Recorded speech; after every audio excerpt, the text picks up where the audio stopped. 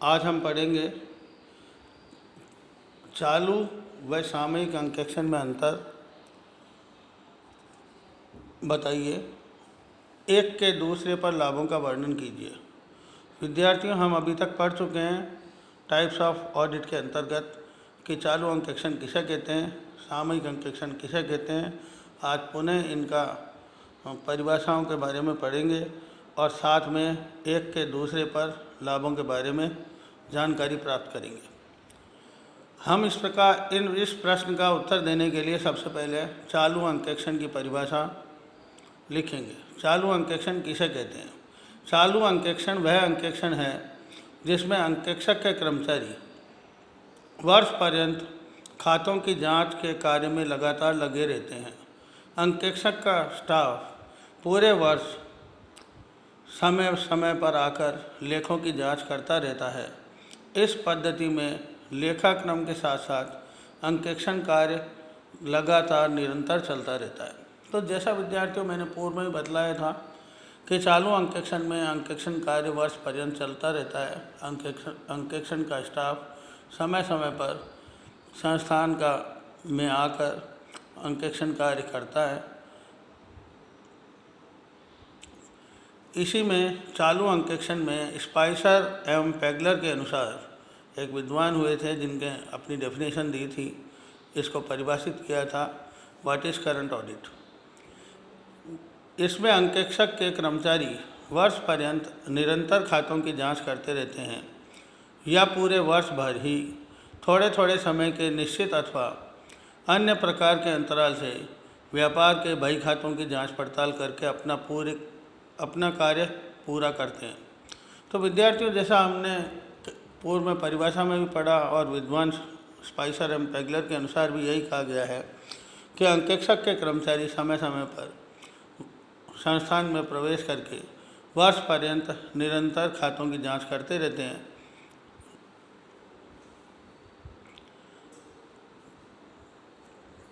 Walter W big के अनुसार चालू अंकेक्षण वह अंकेक्षण है जिसमें अंकेक्षक का स्टाफ वर्ष पर्यंत खातों की जांच में लगा रहता है।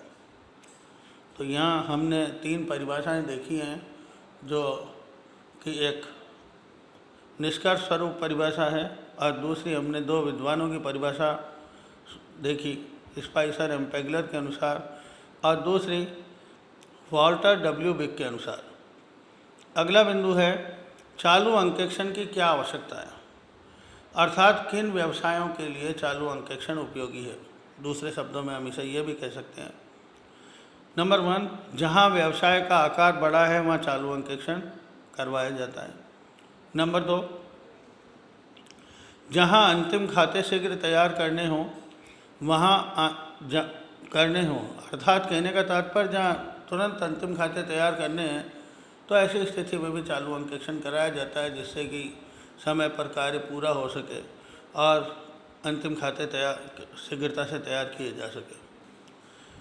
तीसरा बिंदु है जहां आंतरिक निरीक्षण प्रणाली संतोषप्रद न हो। बहुत इम्पॉर्टेंट है, यदि आपकी इंटरनल कंट्रोल सिस्टम यदि सेटिस्फैक्ट्री नहीं है, संतोषप्रद नहीं है आंतरिक निरीक्षण प्रणाली, तो ऐसी स्थिति में भी चालू अंकेक्षण करवाया जाता है।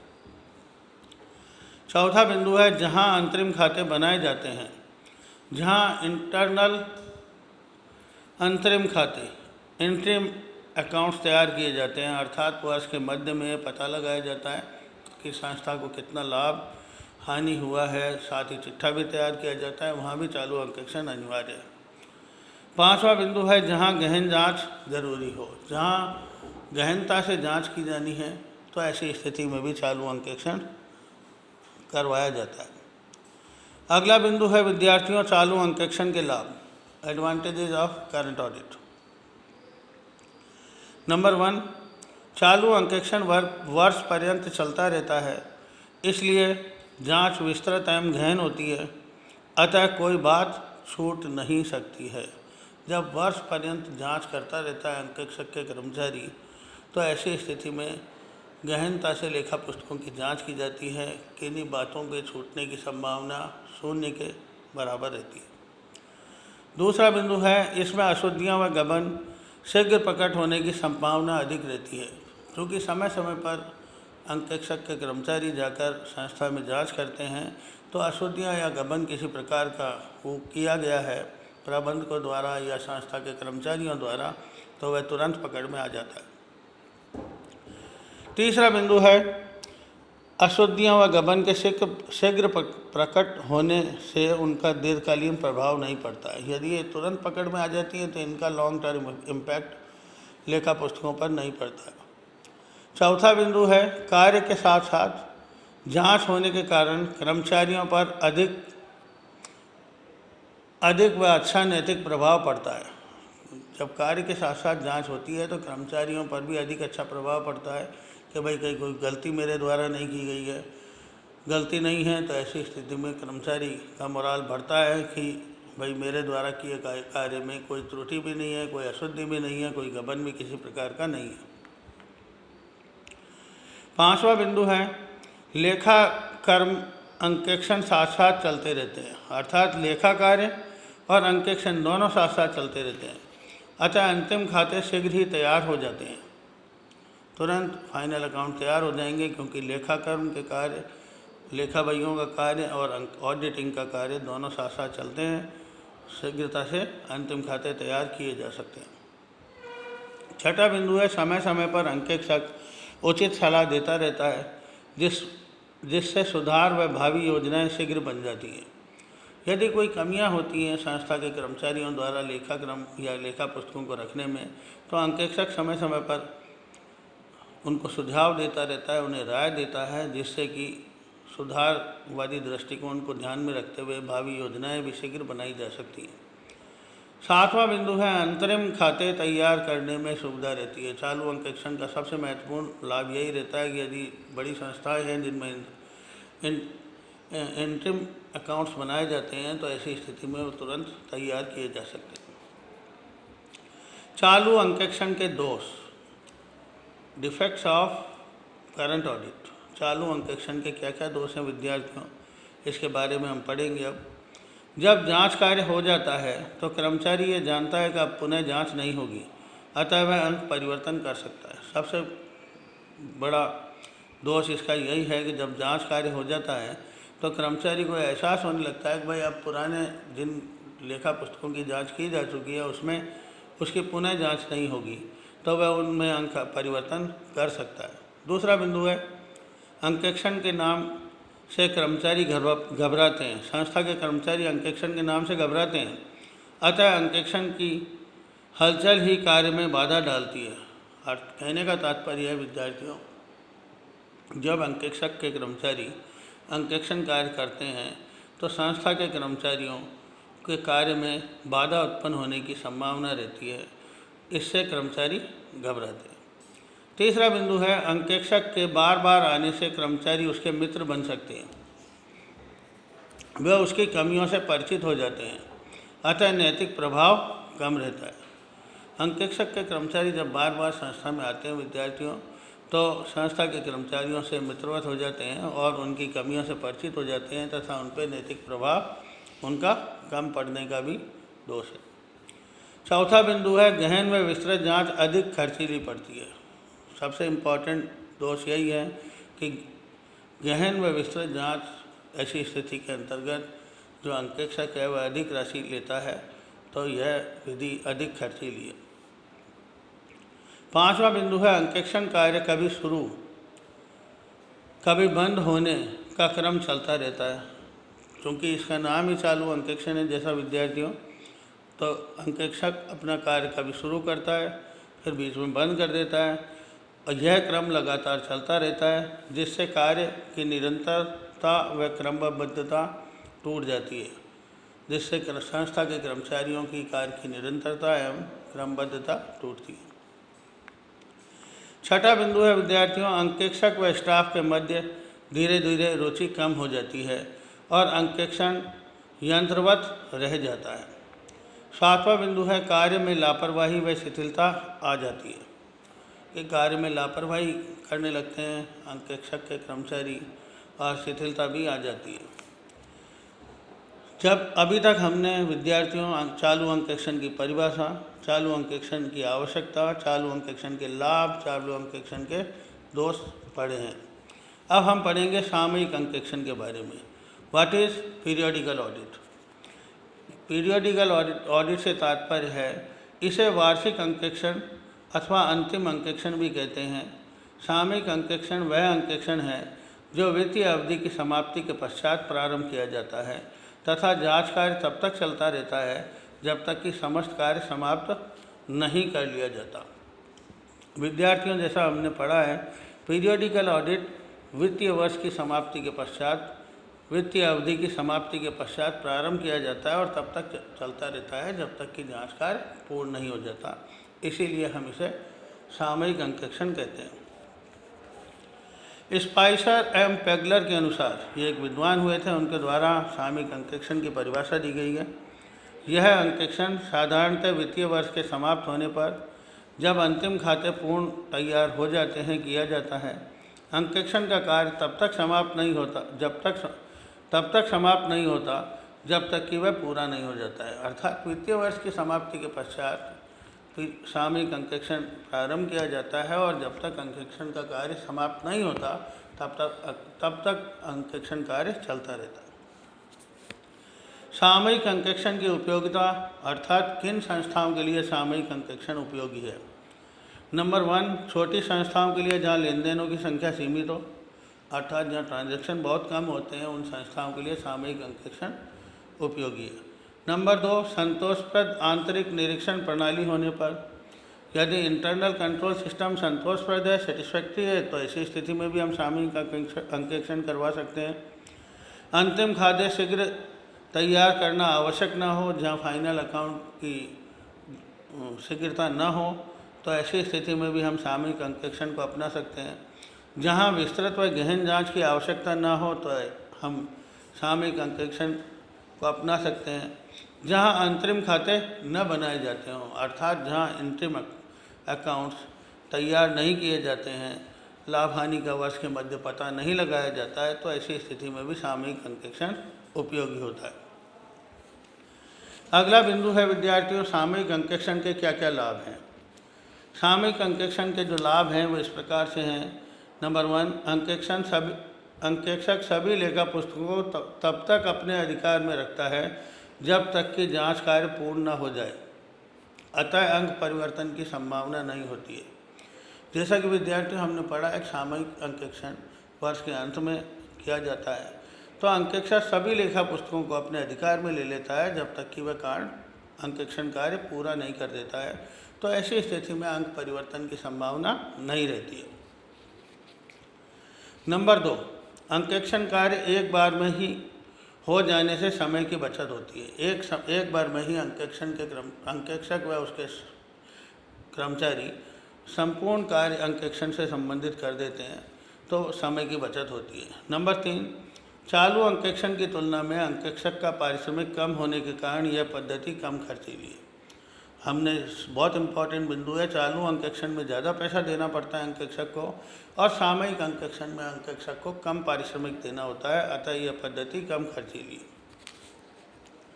चौथा बिंदु है, अंकेक्षक व उसके स्टाफ के कार्य में तारतम्यता बनी रहती है और त्रुटियां होने की संभावना कम होती है। 5वां बिंदु है, अंकेक्षक वर्ष में एक बार ही आता है, अतः कर्मचारियों पर नैतिक प्रभाव पड़ता है। 6वां बिंदु है, वर्ष भर नियोक्ता के कर्मचारियों के कार्य में किसी प्रकार की बाधा नहीं पड़ती, अर्थात जो संस्था के कर्मचारी कार्य करते हैं, क्योंकि सामयिक अंकेक्षण वर्ष के अंत में किया जाता है, एक बार अंकेक्षक और उसके कर्मचारी आते हैं, तो संस्था के कर्मचारी हैं, उनके कार्य में किसी प्रकार की बाधा उत्पन्न नहीं होती है। 7वां बिंदु है, नियोक्ता के कर्मचारी व अंकेक्षक दोनों के लिए सुविधाजनक होता है।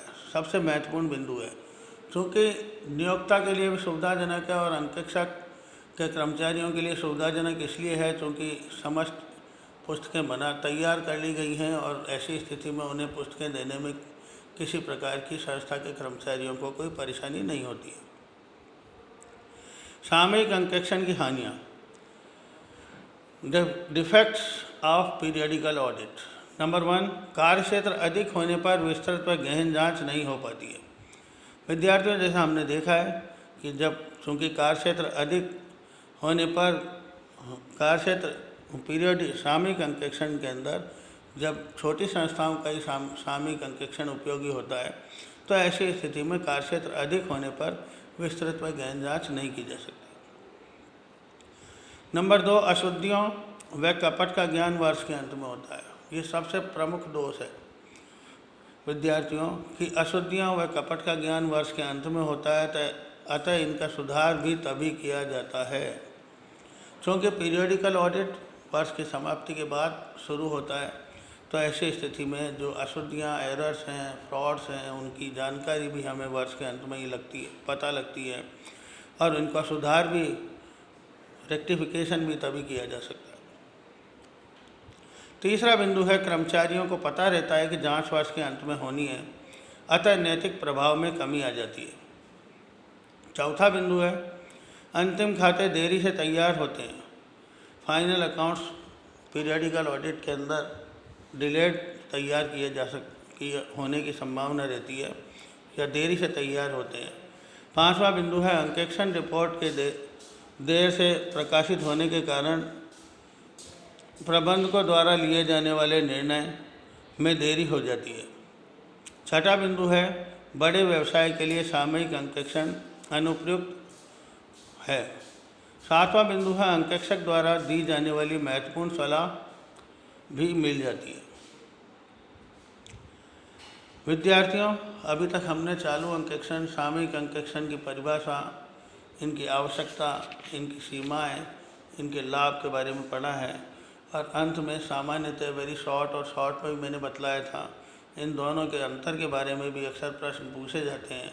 कई बार 2 नंबर के प्रश्न के रूप में उत्तर पूछा जाता है, कई बार 4 नंबर के प्रश्न के रूप में पूछा जाता है। चालू अंकेक्षण व सामयिक अंकेक्षण में अंतर कि दोनों में क्या अंतर है। जांच का समय।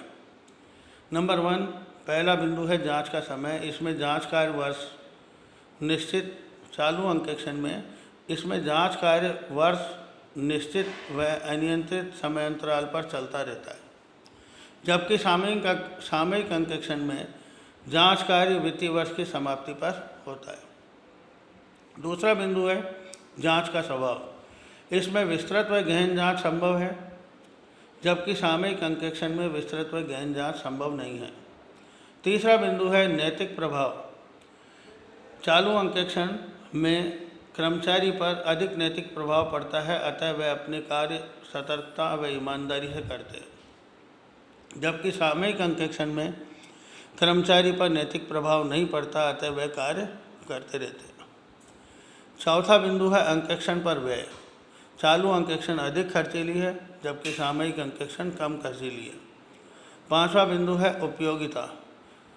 चालू अंकेक्षण उन व्यवसायों के लिए उपयुक्त है जहां लेन देन बहुत बड़ी मात्रा में, बहुत अधिक मात्रा में होते हैं, जबकि सामयिक अंकेक्षण यह उन व्यवसायों में उपयुक्त है जहां लेन देन सीमित मात्रा में किए जाते हैं। छठा बिंदु है अशुद्धियाँ व कपट। चालू अंकेक्षण, इसमें अशुद्धियाँ व कपटों का ज्ञान शीघ्र हो जाता है, जबकि सामयिक अंकेक्षण, इसमें अशुद्धियों व कपटों का ज्ञान देरी से होता है। सातवां बिंदु है अंकेक्षण रिपोर्ट। इसमें अंकेक्षक द्वारा शीघ्र ही रिपोर्ट दे दी जाती है चालू अंकेक्षण में, जबकि सामयिक अंकेक्षण में अंकेक्षक रिपोर्ट नियोक्ता को देरी से प्रदान करता है। विद्यार्थियों, एक बहुत महत्वपूर्ण प्रश्न, चालू अंकेक्षण सामयिक अंकेक्षण में अंतर बताइए एवं एक के दूसरे पर लाभों का वर्णन कीजिए। आज हमने पढ़ा है, सामान्यतः इसी विस्तृत बड़े प्रश्न में हम अगर ढूंढना चाहें तो कई छोटे प्रश्नों के उत्तर भी हम अति लघुत्तरात्मक और अति लघुत्तरात्मक के रूप में ढूंढ सकते हैं। जैसे चालू अंकेक्षण की डेफिनेशन दीजिए, दूसरा सामयिक अंकेक्षण को परिभाषित कीजिए, तीसरा चालू अंकेक्षण व सामयिक अंकेक्षण में अंतर बताइए, चालू अंकेक्षण के किन्हीं 2 लाभों का वर्णन कीजिए, चालू अंकेक्षण के किन्हीं 2 हानियों का वर्णन कीजिए। सामूहिक अंकेक्षण के किन्हीं 2 लाभों का वर्णन कीजिए। सामूहिक अंकेक्षण के किन्हीं 2 हानियों का वर्णन कीजिए, या सामूहिक अंकेक्षण की कमियों के बारे में बतलाइए। ये महत्वपूर्ण बिंदु हैं जो कि हम एक बड़े प्रश्न को तैयार करते हैं और उसका उत्तर तैयार करते हैं, तो हमें उसके साथ साथ कई छोटे प्रश्नों के उत्तर भी यदि हम दिमाग में रखें तो स्वतः याद हो जाते हैं।